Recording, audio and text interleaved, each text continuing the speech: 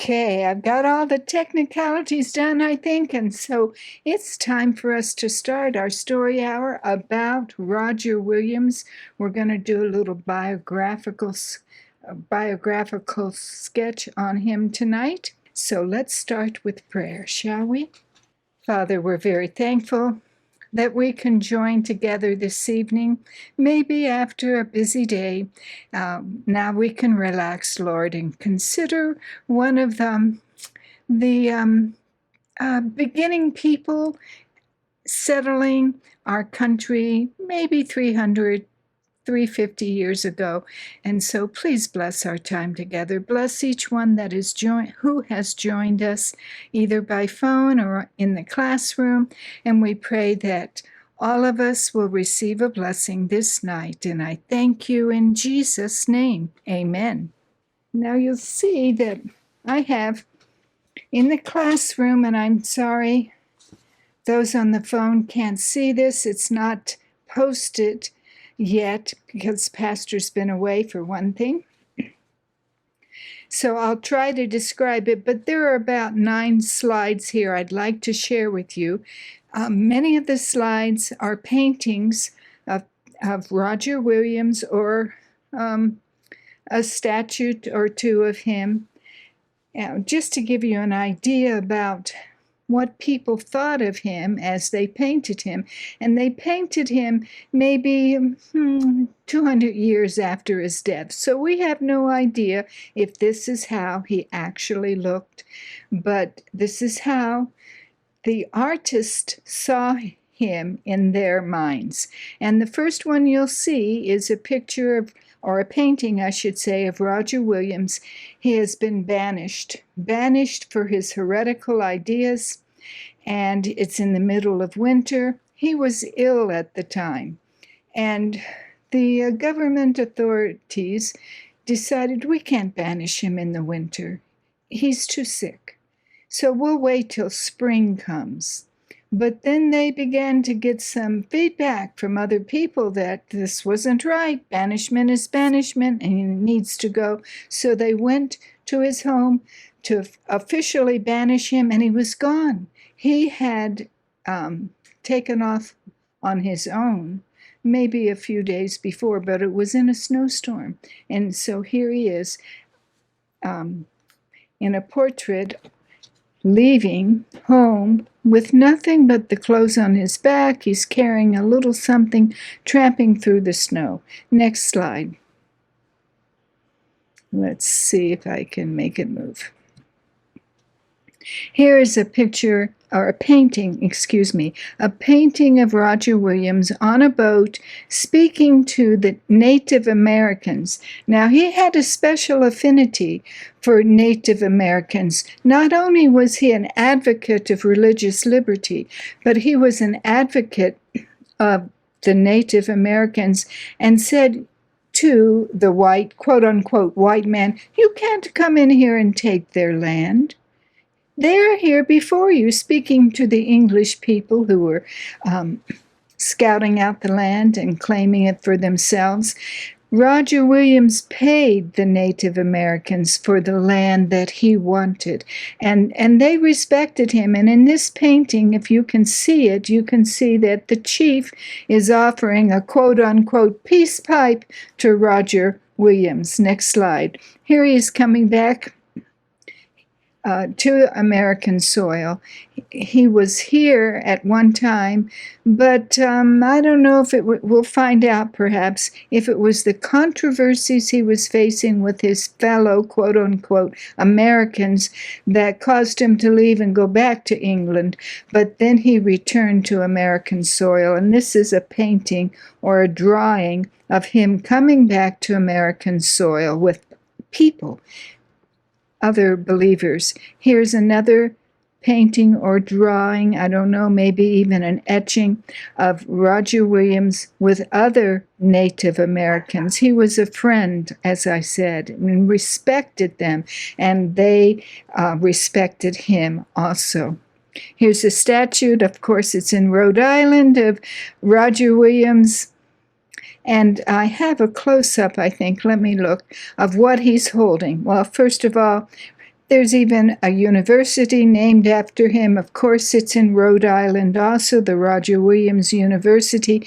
But here's a close-up, and I don't know if I can. The book he is holding is a book that's entitled Soul, Liberty, 1636. This is what Roger Williams, we know him most for, his stand on religious liberty and the right of each man to decide for himself how he will worship or not worship God.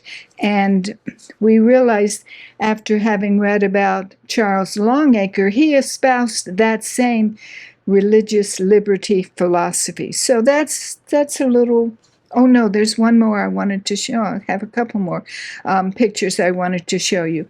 First of all, I want to tell you, and we'll probably read it in our book, that the Puritan minister Cotton Mather, now maybe you are familiar with our American history, early American history, and maybe you're not, but Cotton Mather was a famous theologian, minister in the 1600s and 1700s. His parents came over here from England, but he was born in Boston, so he was a U.S. citizen. But people looked up to him. He was in Boston and respected him and obeyed him, but he was involved in things that caused the deaths of other people. For example, he had a strong influence in the Salem witch trials, and that's Cotton Mather. I have a picture of him, or a painting, of him coming in the next slide. But he called Roger Williams, the founder of Rhode Island, colonial America's first rebel. Deeply devout, Williams took the position that each person should decide how best to worship God without any interference from civil authorities.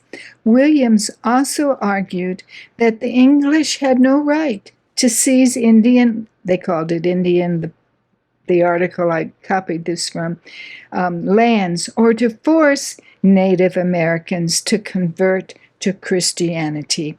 And Cotton Mather, this is a portrait of Cotton Mather. He lived from 1663 to 1728. He was 65 when he died, born and raised and died in Boston. A Puritan, he was a Puritan minister and theologian, heavily involved, or I don't know how heavily, but he preached about it and influenced people against these quote-unquote witches. So he was involved, lent his influence against these people that were claimed to be witches. Okay, that's the end of that. And instead of focusing on Cotton Mather, let's get a picture to put up here. We'll do Roger Williams as he is being banished. Now we're going to start the next chapter in our book entitled Roger Williams, The Life, Work, and Ideals by Charles S. Longacre. Now I'm going to give you full disclosure as I did last time. Longacre is a little hard to read because he puts lots of details. He tries to cover all the bases, includes this reference and that reference, and you can get bogged down in an hour of story relaxation time. So I'm telling you ahead of time, I'm not really editing this, but I'm abridging it a little bit. So the heavy details are left out. But if you want more information, I'd be happy to share it with you. But let's start reading now. And welcome, Andrew. And I'm going to do this so the recording that we are posting will be a little nicer to look at. For many years, we have commemorated and extolled the life and work of Roger Williams in the founding of Rhode Island, nearly 400 years ago. See, that's my edit, because when he wrote this, it was like 300 years ago. But nearly 400 years ago, Rhode Island was established. Roger Williams lived and dreamed in a future he was not to see, impatient to bring to men a heaven they were unready for. And it will no doubt be of interest to all lovers of liberty to consider a brief sketch of his life. The original thinker of New England 3 centuries, or closer to 4 centuries ago, Cotton Mather correctly called Roger Williams the first rebel against the divine church order established in the wilderness. So Cotton Mather, my words now, he didn't think highly of Roger Williams, and most likely, and I haven't researched it, but just a tiny bit, that there was a controversy between Mather and Roger Williams. They didn't see eye to eye, and probably Mather was pro um, um, sending him away and keeping him from having any influence on the people. So Mather believed he was the first rebel against divine church order. Roger Williams was a rebel, these are Longacre's words now, from his youth, against everything that fettered the conscience. He dared to oppose his parents in religious matters. They stood high in the political, social, and religious order of their day, and to rebel in religious matters against the authority of a parent or of the state church was no light matter in his times.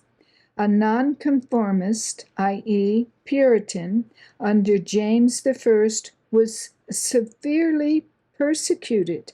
Many of the Puritan sect were burned at the stake in Smithfield at the time when young Williams was converted to that faith. His parents lived just a few doors beyond Newgate Prison, where the so-called heretics were burned. And the parents' anxiety for young Roger led them to employ strenuous methods to change his mind back to the state religion, but it was of no avail. All their parental entreaties and harsh methods failed to turn the erring child from his dissenting ways. When they entreated him to believe as the church believes, the young Puritan replied, "The truth is, the Father of light and mercies hath touched my soul with a love to himself, to his only begotten and true Lord Jesus, and to his holy scriptures." Such an argument was unanswerable, and that was the kind of argument which characterized all of Roger Williams' answers to his adversaries. All through his life he met opposition, for he was in advance of the times.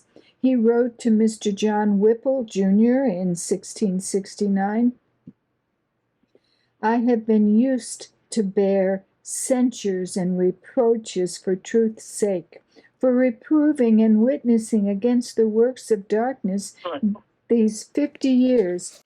But the censure, the reproach, and the threats of parents, of friends, of the authorities of the state church could not dampen his courage or break his spirit.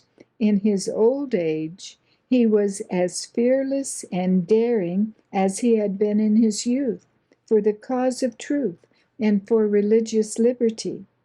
The year prior to his conversion to the Puritan faith, a certain prominent legate had been burned at the stake near his parents' home, and evidently this event made a deep impression on young Roger's mind and led him to investigate the Puritan faith more fully, which resulted in his conversion. And so just pausing there for a minute, the witness of this martyr affected Roger Williams to the point that he looked into the religion of this martyr to see what was so significant about it that one was willing to meet death because of it. And he was converted as he studied that. Now, going back to our book,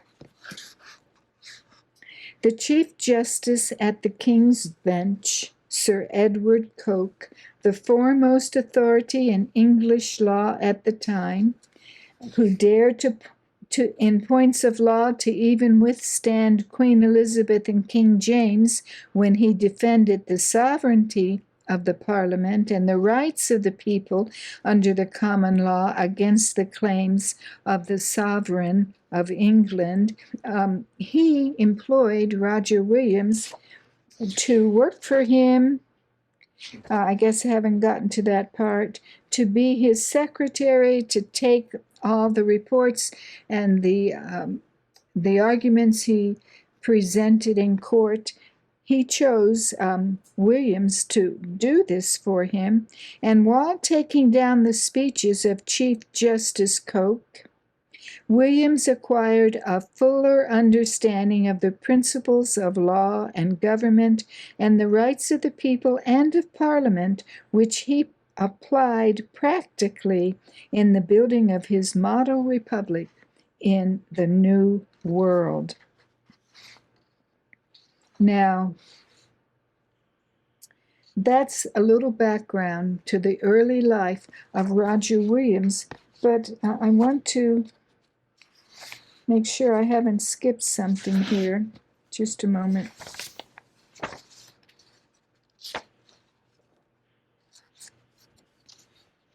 I think it's coming up. We have briefly covered, Longacre states, the life and work of Roger Williams until he was compelled to flee to America for safety from religious persecutors in Europe.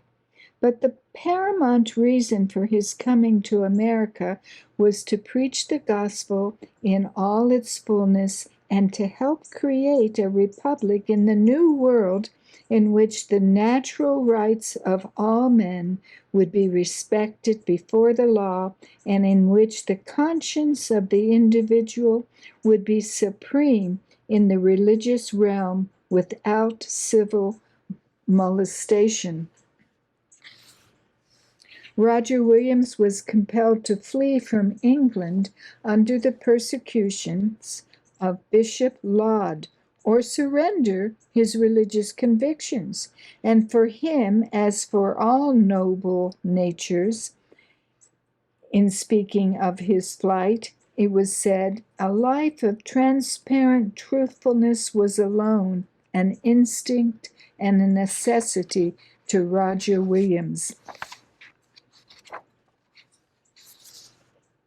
Upon his arrival in Boston on February 5, 1631, Roger Williams was welcomed with open arms, and the ecclesiastical authorities invited him to be a teacher in the Boston church.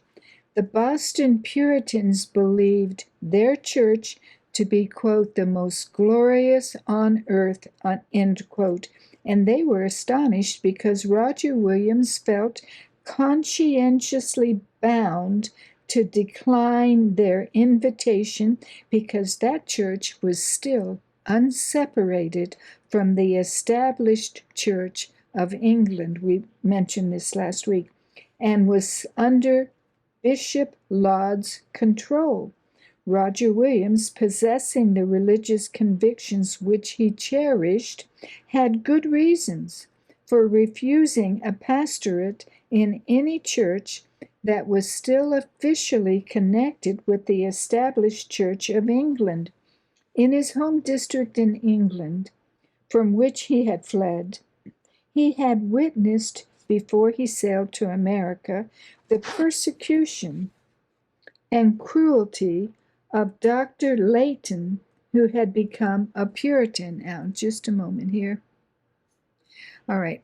I was just checking to see if my daughter and grandson were listening, because sometimes they do, but my grandson is young, and I wouldn't want to read to a young person what I'm going to read to you about how they persecuted and were cruel to Dr. Layton.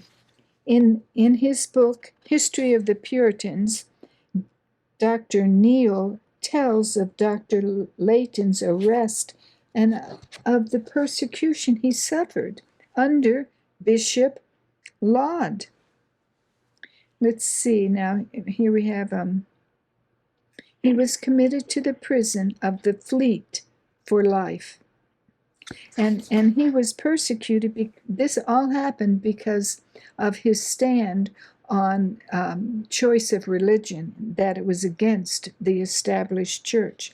Okay, so here we go. He was committed to prison for life and had to pay a fine of £10,000. The High Commission degraded him from his ministry, and he was brought to the pillory at Westminster while the court was sitting and publicly whipped.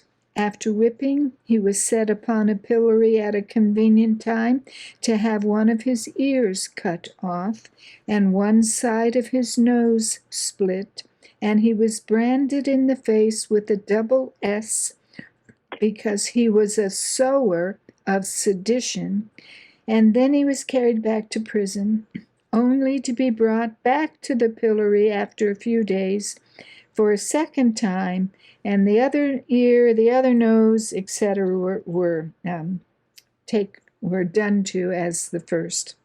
And so that's how they treat, my words now, that's how they treated people who were against the established church in England. And of course, we know we're going to face persecution and will be looked upon as the lowest of the low of people in our country, because we will not go along with the civil laws disrespecting God's Sabbath. And so we need to be prepared also. I don't want to belabor that point, but this persecution that we will face is nothing new, except the intensity that we will face. But persecution has been part of God's people since sin began. Okay, going back to the book. Now, Roger Williams had not come to America to be involved in this kind of ecclesiastical control.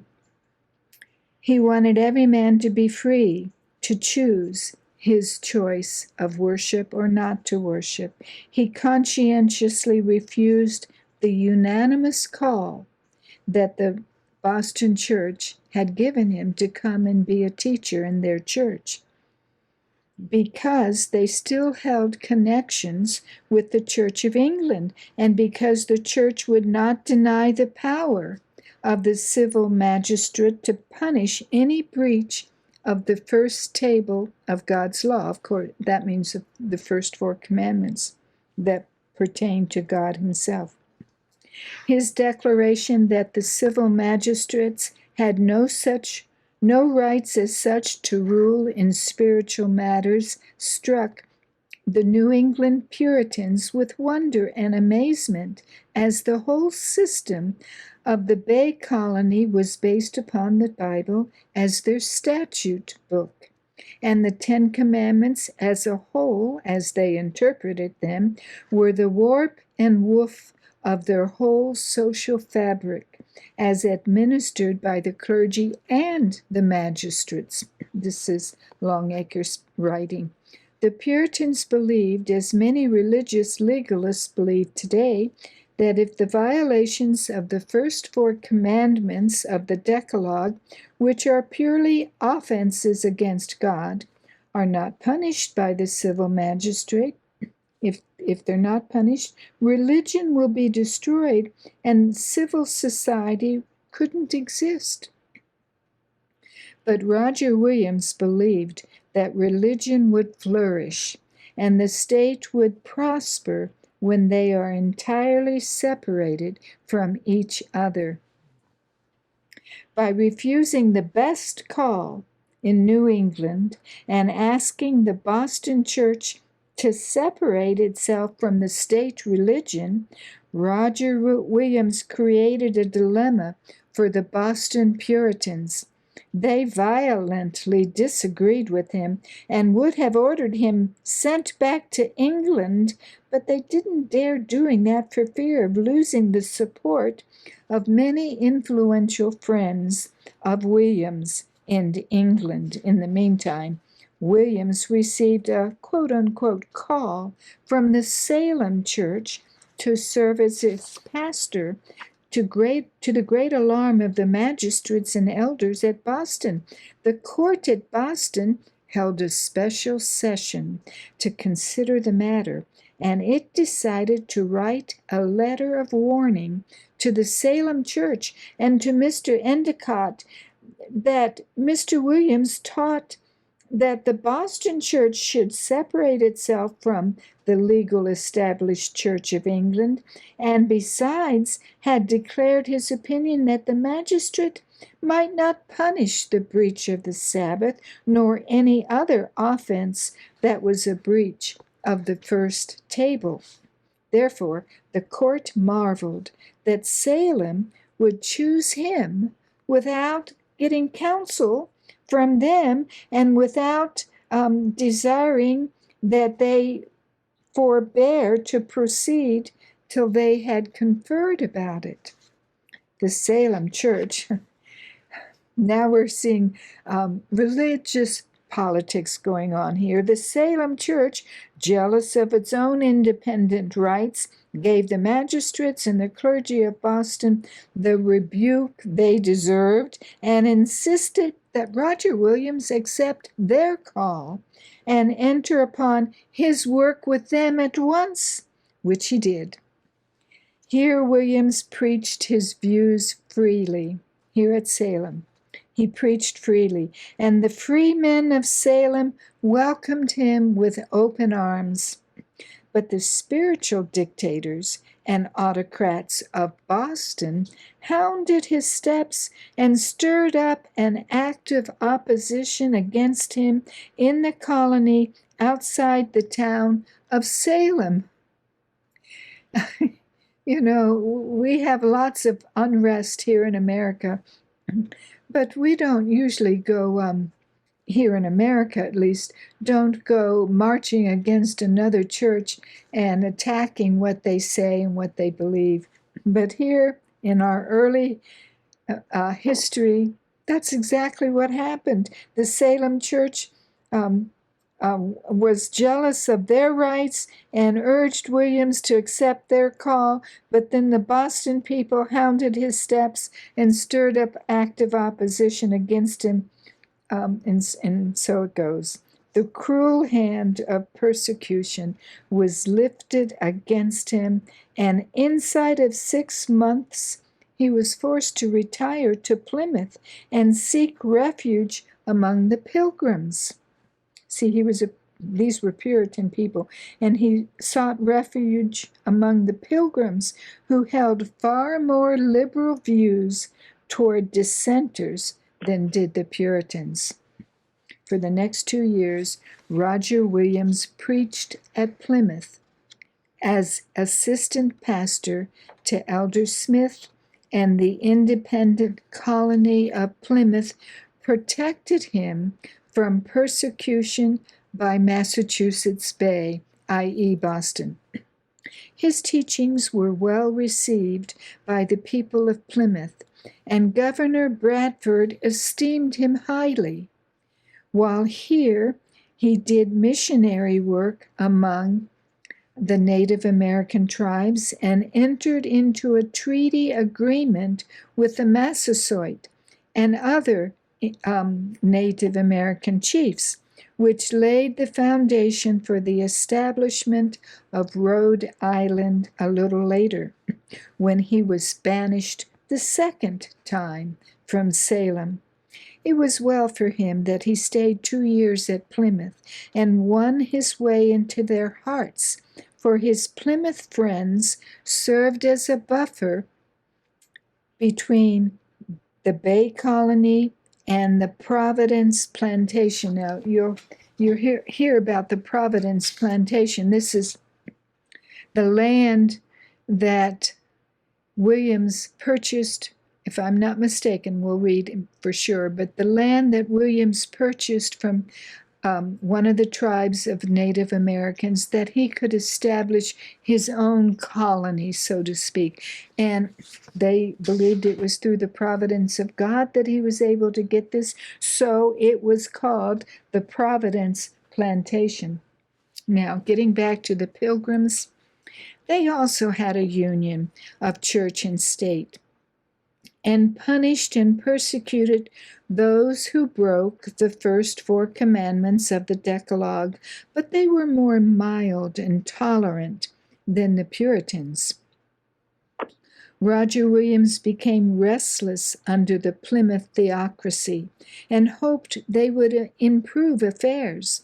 In the summer of 1633, he received a second call to assume the pastorate of the Salem Church, which he gladly accepted. The return to Salem marked the beginning of a series of controversies between the authorities of Salem and Boston. The Puritan clergy of Boston were so strongly Calvinistic that their new-founded utopia, which they styled the Holy Commonwealth, gave no quarter to religious dissenters. They believed it was their duty to see that all men obeyed the will of God, not as each individual understood it, but as the Puritan theocracy interpreted it. This theory led to the justification of the most cruel persecutions ever perpetrated upon dissenters, except perhaps for the atrocities of the Inquisition. All this persecution was done in the name of God and for the good of the church and the state. The civil magistrate and the civil law were used as the vehicle to carry forward the dogmas and propaganda of the Puritan Church. Theocracy and oligarchy combined to share the spoils of religious and civil power. The most powerful weapons were the pillory that we read about before, etc. And they used this against what they interpreted as heretics against God's will. Roger Williams charged that the New England clergy, under a pretense of holy orders, put the drudgery of,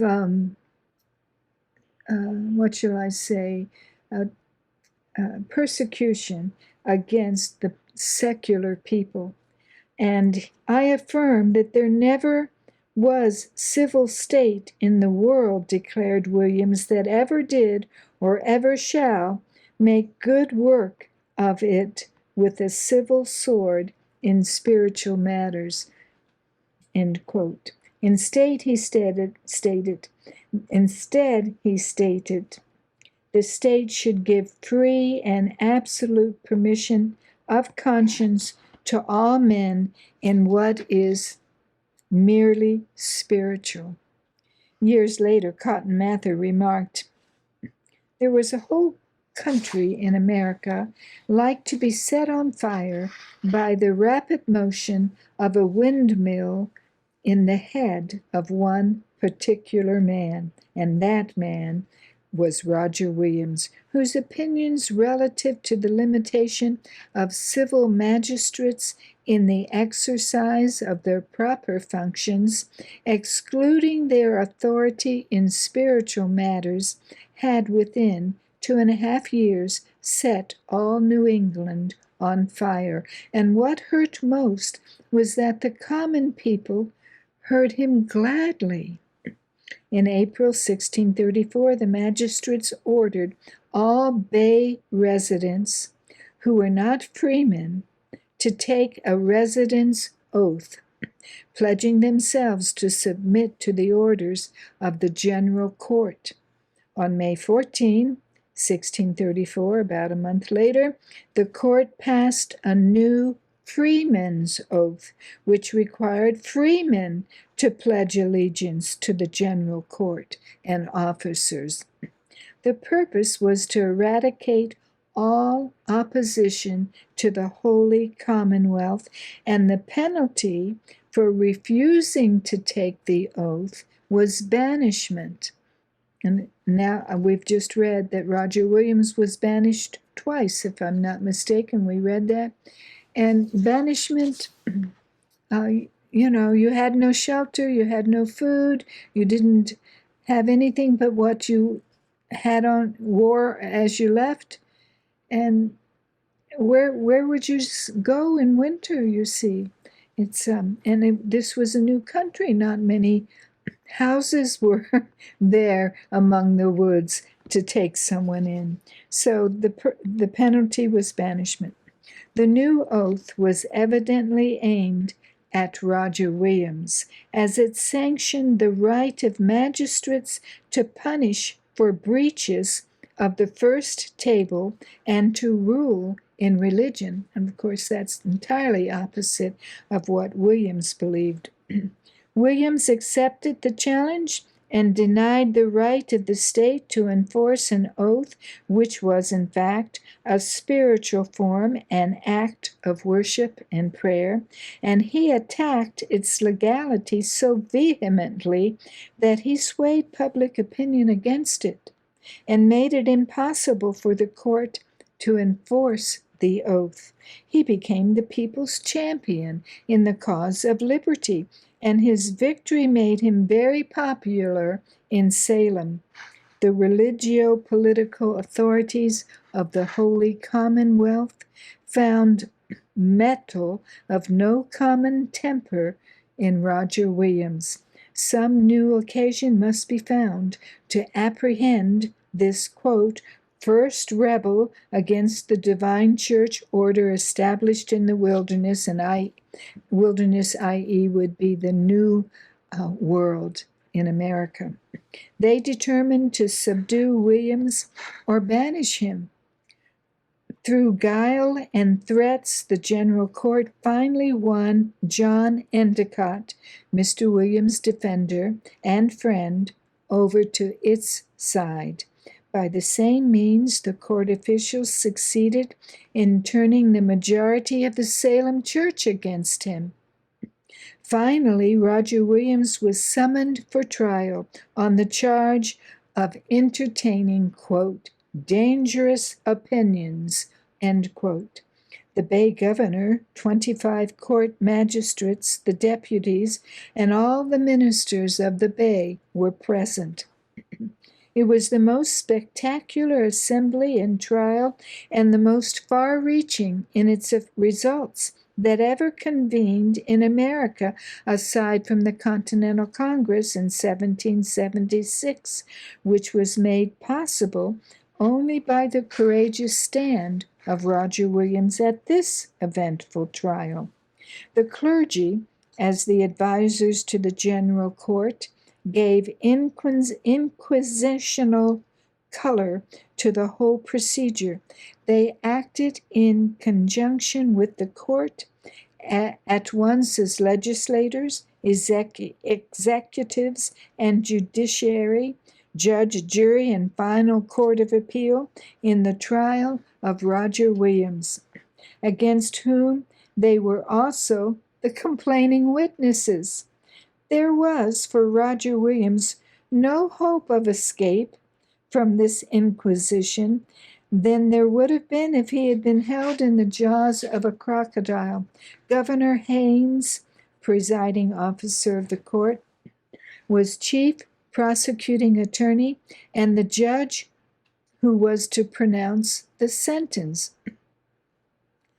Conflict, it sounds like a big conflict to me.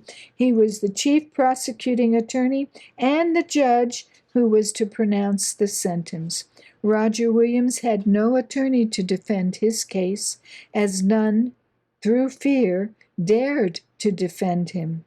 Undaunted and alone, like Christ, He faced the inquisitional court and stood in the rocky strength of his principles. He pleaded his case so eloquently and logically that he forced a division between the magistrates and deputies.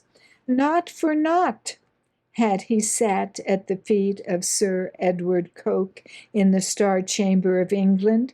With the courage of a Luther, he launched his broadsides against 50 of the ablest men of Massachusetts Bay Colony. The ministers moved among the magistrates and deputies who were favorable to Mr. Williams to turn their votes against him. The lobbying was successful, and the holy brethren rejoiced in securing his conviction. Before sentence of banishment was pronounced, the court gave him a chance to recant. Would he recant, or would he stand his ground like Luther? Well, I'm sure we all know, based on what we've learned about Roger Williams thus far. Upon his decision depended the future of Rhode Island, yea, more, to a large extent, the future of America and of the world. Worn out and desperate through lengthy hours of disputation, would he lose heart and yield? Never, never. He stood unshaken as the eternal hills in the rocky strength, and rocky strength is in quotes, of his convictions. I shall be ready not only to be bound and banished, but to die also in New England for the truth, declared Williams. So, hour after hour, he argued in defense of his principles, unsubdued and undismayed, till the sun sank in darkness and the weary court adjourned, hoping that he might recant on the morrow. In this hope, they were disappointed.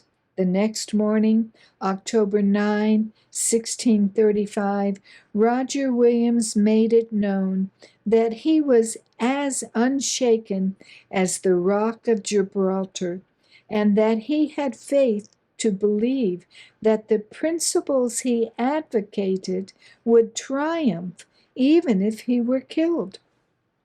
One of the laws enacted by the Massachusetts Bay Colony was, quote, if any person or persons within this jurisdiction shall deny their magistrate's lawful right or authority to punish the outward breaches of the first table of the Decalogue, every such person or persons shall be sentenced to banishment. End quote. As Roger Williams stoutly denied the jurisdiction of the civil magistrates in religious matters covered by the first 4 commandments written upon the first table of the Decalogue, he was condemned to banishment. It was well understood by the Puritans that the first table of the Decalogue embraced the first 4 commandments, and the second table, the last 6 commandments. Roger Williams pointed out that the first 4 commandments of the law of God enjoined purely spiritual and religious duties which the individual owed to God, and that the violation of these 4 commandments, namely the refusal to recognize Jehovah as the one and only supreme God, the worshiping of images, taking God's name in vain, and refusing to observe the Sabbath as a day of worship and rest, was an offense against God and religion which the civil magistrates had no right in justice to punish. He held that whenever a human being attempted to judge another individual in matters of conscience and religion, the judge was assuming the prerogatives of God and would have to sit as a discerner of the motives of a man's heart, which required divine discernment. The first 4 commandments of the Decalogue prescribe a man's duty toward God, and the last 6, man's duties toward his fellow man. Therefore, Roger Williams contended, the civil magistrate, who rightfully could deal only with civil matters, had no authority in justice to enforce the commandments upon the first table of the Decalogue. If the civil magistrates and legislators had always recognized this line of distinction between the first and the second table of the Decalogue, there never would have been formed a union between church and the state, and religious persecution would have been impossible.